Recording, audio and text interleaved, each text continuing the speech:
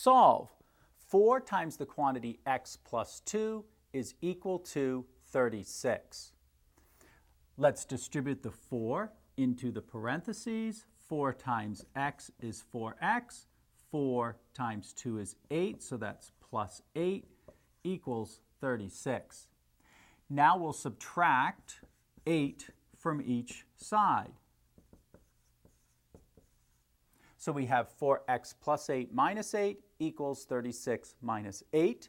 That gives us 4x is equal to 28. Now we'll divide both sides by 4.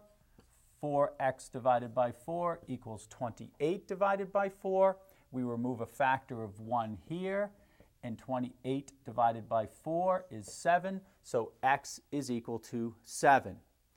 If you check that,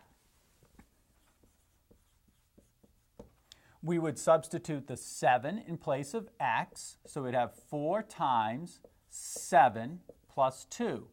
Does that equal 36? 7 plus 2 is 9.